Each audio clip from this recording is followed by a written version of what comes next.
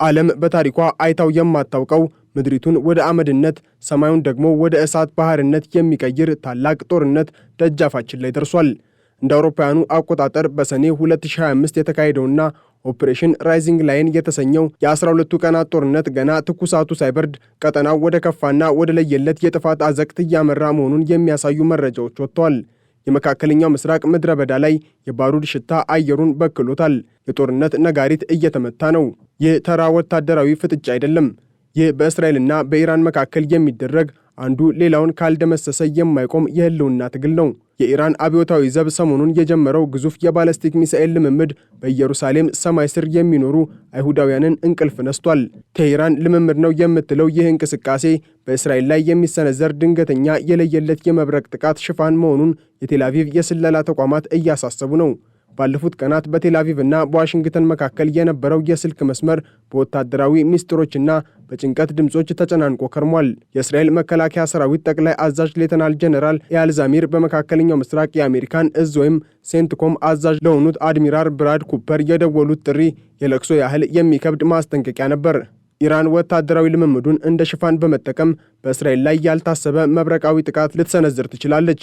ይህ የጄኔራሉ ስጋት በእስራኤል ላይ የታወጀ የሞት ፍርድ ያህል ነው የተቆጠረው።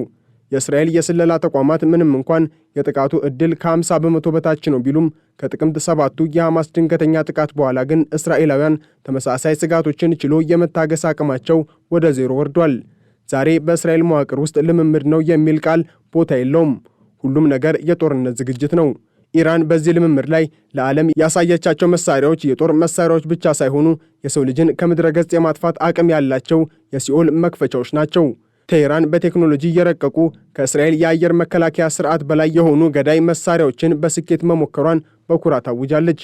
የዓለምን ትኩረት የሳበውና የእስራኤልን አይረንዶም እንደ ሸረሪት ድር የሚቆጥረው ፋታህ 2 ሃይፐርሶኒክ ሚሳኤል አንዱ ነው። ይህ ሚሳኤል ከድምፅ ፍጥነት በ15 እጥፍ በላይ የመጓዝ አቅም ያለው የሰማይ አውሬ ነው። ፋታህ 2 ፍጥነት ብቻ አይደለም፣ የማይታወቅና የማይጨበጥ መሆንም ጭምር ነው። በበረራ መሃል አቅጣጫውን የመቀየር ልዩ ችሎታው የእስራኤልን ጸረ ሚሳኤል መከላከያዎች አደንቁሮና አጃጅሎ ኢላማው ላይ ይደርሳል። ፋታህ 2 ሲወነጨፍ ራዳሮች እዚህ አለ ብለው ሲያመለክቱ እሱ ቀድሞ ኢላማው ላይ ደርሶ ፍንዳታውን አጠናቋል። ይህ ለእስራኤል መከላከያ ሰራዊት የሞት መርዶ ነው። ቀጣዩ የኢራን የጡንቻ ማሳያ ከይባር ሸካን 2 የተባለው ባለስቲክ ሚሳኤል ነው።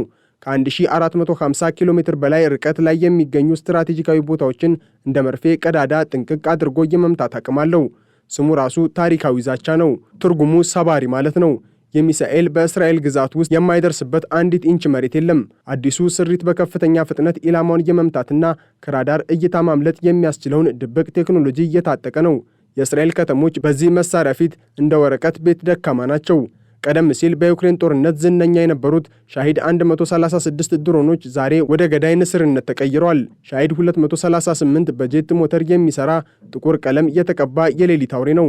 እነዚህ ድሮኖች በቡድን ሆነው እንደ አንበጣ መንጋ ወደ እስራኤል ሰማይ ሲዘልቁ የአየር መከላከያ ስርዓቱ የትኛውን እንደሚመታ ግራ ይገባዋል። ራዳር አይዛቸውም፣ ድምፃቸው አይሰማም፣ ፍጥነታቸው ደግሞ መብረቅ ነው። እነዚህ ድሮኖች የሰማይ ላይ የሞት ንቦች ናቸው። ኢራን ማጥቃት ብቻ አይደለም የምታውቀው፣ ቤቷንም የማይደፈር ምሽግ አድርጋለች። አርማንና አዛራክሽ የአየር መከላከያ ስርዓቶች የእስራኤልን ኤፍ-35 ተዋጊ ጀቶች የኢራንን ሰማይ እንዳይረግጡ የተዘጋጁ ወጥመዶች ናቸው። አርማን በአንድ ጊዜ 6 ኢላማዎችን በ120 ኪሎ ሜትር ርቀት ላይ መምታት የሚችል ሲሆን አዛራክሽ ደግሞ በዝቅተኛ ከፍታ የሚመጡትን አደጋዎች ጠራርጎ ያጠፋል። ዛሬ የኢራን ሰማይ በብረትና በእሳት የታጠረ ሆኗል። ኢራን ይህንን ሁሉ አቅም እንዴት ልታገኝ ቻለች ለሚለው መልሱ በምስራቅ በኩል ይገኛል። ግዙፏ ቻይና ከቴሄራን የጦር ግንባታ በስተጀርባ ትልቅ ሚናን እየተጫወተች እንደሆነ ሲኤንኤን ዘግቧል። ባለፉት ወራት ብቻ ከ10 እስከ 12 የሚደርሱ ግዙፍ መርከቦች ለሚሳኤል ማምረቻ ወሳኝ የሆነውን ሶዲየም ፐርክሎሬት የተሰኘ ኬሚካል ወደ ኢራን ባንዲር አባስ ወደብ አጓጉዘዋል። አሜሪካ በህንድ ውቅያኖስ ላይ አንዲት መርከብ ብትይዝም አብዛኛው ቁሳቁስ ግን ወደ ኢራን ገብቶ በሚሳኤል ፋብሪካዎች ውስጥ ስራ ላይ ውሏል። ኢራን ከሰኔው ጦርነት በኋላ በፍጥነት ያገገመችው በዚህ በቻይና የድጋፍ መስመር ነው። በ12ቱ ቀናት ጦርነት ጉዳት የደረሰባቸው ተቋማት ዛሬ በፈጣን ሁኔታ ተገንብተውና ታድሰው ለጦርነት ዝግጁ ሆነዋል። ይህ ወታደራዊ ውጥረት በፖለቲካዊ መድረኩም ትልቅ ጥላን አጥልቷል። የእስራኤሉ ጠቅላይ ሚኒስትር ቤንያሚን ኔታንያሁ በመጪው ታህሳስ 29 በፍሎሪዳ ማያሚ ከፕሬዝዳንት ዶናልድ ትራምፕ ጋር ወሳኝ ምክክር ለማድረግ ቀጠሮ ይዘዋል። ይህ ስብሰባ የዓለምን ዕጣ ፈንታ ሊወስን ይችላል። ኔታንያሁ ለትራምፕ የሚያቀርቡት ጥያቄ ግልጽና አስፈሪ ነው። ኢራን የባለስቲክ ሚሳኤል አቅሟን መልሳ እየገነባች ስለሆነ በቴህራን ላይ የቅድመ መከላከል ጥቃት ለመሰንዘር አሜሪካ ፈቃድና ድጋፍ እንድትሰጠን የሚል ነው። እስራኤል ያለ አሜሪካ ተሳትፎም ቢሆን በኢራን ላይ እርምጃ የመውሰድ አማራጮችን ይዛ ቀርባለች። ይህ ስብሰባ የጦርነት ፈቃድ የሚሰጥበት ሊሆን ይችላል ተብሎም ይጠበቃል። የጦርነት ትኩሳቱ ወደ ሰማይ እየናረ ነው። የኢራኑ ፕሬዝዳንት ማሱድ ፔዜሽኪያን በእስራኤል የቴክኖሎጂ የበላይነት ቢቀኑም የሀገሪቱ አብዮታዊ ዘብ ግን ጠላት ዳግም ቢፈትነን የምንሰጠው ምላሽ ከበፊቱ የከፋ ይሆናል ሲሉ እየዛቱ ነው። መካከለኛው ምስራቅ በአሁኑ ሰዓት በሚነድ የባሩድ በርሜል ላይ ተቀምጧል። የኢራን መልሶ መታጠቅ፣ የእስራኤል የህልውና ስጋትና የአሜሪካ ፖለቲካዊ መቀያየር ተደማምረው እንደ አውሮፓውያኑ አቆጣጠር በ2026 ሊከሰት የሚችል አስከፊ ጦርነትን አመላካሽ ናቸው። ዲፕሎማሲያዊ መፍትሄዎች ሞተዋል። ዛሬ የሚሰማው የሚሳኤል ቋንቋ ብቻ ነው። ጦርነቱ ቢነሳ ኢራን በአንድ ጀንበር በሺዎች የሚቆጠሩ ሚሳኤሎችን ወደ እስራኤል ትተኩሳለች። እስራኤልም በበኩሏ ኢራንን ወደ መካከለኛው ዘመን የሚመልስ ጥቃት ትሰነዝራለች። የነዳጅ ማጣሪያዎች ሲጋዩ፣ ከተማዎች በፍርስራሽ ሊሸፈኑ፣ የዓለም ኢኮኖሚ በሰዓታት ውስጥ ሊፈራርስ ይችላል። የፋታህ ሁለት ፍጥነት፣ የከይባር ሸካን ቁጣ፣ የኔታንያሁ ቆራጥነትና የቴህራን ዛቻ ተደማምረው ዓለማችንን ወደማይመለስበት የጥፋት መንገድ እየመሯት ነው። በዓለም አቀፍ ፖለቲካዊ መድረክ ላይ የምዕራባውያን የበላይነትን የሚገዳደር አዲስና ግዙፍ የኃይል ሚዛን እየተፈጠረ ነው። በምስራቅ እስያ የምትተነፍሰው ግዙፏ የኢኮኖሚና የቴክኖሎጂ ድራጎኗ ቻይና እና በመካከለኛው ምስራቅ ለዘመናት የቆየው በማዕቀብ ያልተንበረከከ የፋርስ አንበሳ የሆነችው ኢራን። ይህ ጋብቻ በወረቀት ላይ የሰፈረ ዲፕሎማሲ ብቻ አይደለም። ይህ በመካከለኛው ምስራቅ ሰማያት፣ በባህረ ሰላጤው ወላፈንና በሳይበሩ ዓለም የተዘረጋ የብረት ምሰሶ ነው። እንደ አውሮፓውያኑ አቆጣጠር በ2021 የተፈረመው የ25 ዓመቱ አጠቃላይ የስትራቴጂ ትብብር ስምምነት የዓለምን መገናኛ ብዙሃን ያስደነገጠ ክስተት ነበር። ይህ ስምምነት በኢኮኖሚ ረገድ $400 ቢሊዮን የሚገመት ኢንቨስትመንትን የሚያካትት ቢሆንም ዋናውና እጅግ ምስጢራዊ ክፍል ግን ወታደራዊ ትብብሩ ነው። ቻይና ለኢራን የላቁ የጦር መሳሪያዎችን፣ የሳተላይት መረጃዎችንና የሳይበር ደህንነት ቴክኖሎጂዎችን ለማቅረብ ቃል ገብታለች። በምላሹም ቻይና ከመካከለኛው ምስራቅ የምታገኘውን የነዳጅ ዋስትና በቋሚነት አረጋግጣለች። ይህ ስምምነት የዋሽንግተንን ማዕቀብ አፈር ያስጋጠ፣ የአሜሪካን የዓመታት ጫናም ዋጋ ቢስ ያደረገ ታሪካዊ ጥምረት ነው። የሁለቱ ሀገራት ወታደራዊ ትስስር በተግባር ከታየባቸው መንገዶች አንዱ በኦማን ባህረ ሰላጤና በህንድ ውቅያኖስ የሚደረጉት ግዙፍ የባህር ኃይል ልምምዶች ናቸው። ሩሲያን ጨምሮ የሚደረጉት እነዚህ የደህንነት ትስስር ልምምዶች ለምዕራቡ ዓለም ግልጽ ማስጠንቀቂያ ናቸው። በሺዎች የሚቆጠሩ የባህር ኃይል ወታደሮች፣ ግዙፍ የጦር መርከቦችና አጥፊ ሚሳኤሎች የባህር ሞገዱን ሲቀስፉ ቤጂንግና ቴህራን ለዓለም የሚነግሩት አንድ ሀቅ አለ። ይህ ባህር የእኛ ነው የሚል። የቻይናው ታይፕ 052D አጥፊ መርከቦች ከኢራን የባህር ኃይል ጋር ጎን ለጎን ሲሰለፉ የባህረ ሰላጤው ውሃ በኃይል ንዝረት ይናወጣል። ወደ ቁጥራዊ መረጃዎች ስንገባ የቻይና ቴክኖሎጂ በኢራን ወታደራዊ መዋቅር ውስጥ ያለውን ሚና መካድ አይቻልም። ኢራን በአሁኑ ወቅት በመካከለኛው ምስራቅ ግዙፍ የሚሳኤል ክምችት ያላት ሀገር ናት። ይህ ስኬት ከቻይና በተገኘ የቴክኖሎጂ ድጋፍና በከፊል በተገጣጠሙ የሮኬት ክፍሎች የታገዘ ነው። በተለይም በድሮን ቴክኖሎጂ ረገድ የቻይናን የኤሌክትሮኒክስ ብቃትና የኢራን ኦፕሬሽናል ተሞክሮ ተዳምሮ አስፈሪ ውጤትን አስገኝቷል። የኢራን የሻሄድ ድሮኖችና የቻይናውያን የላቁ የሰው አልባ አውሮፕላኖች ቴክኖሎጂ መጋራት የዘመናዊ ጦርነትን መልክ ቀይሮታል። ቻይና ለኢራን የምታቀርበው የቤይዱ የሳተላይት መፈለጊያ ሲስተም የኢራን ሚሳኤሎች ኢላማቸውን በስህተት ሳይሆን በትክክል እንዲመቱ አስችሏል።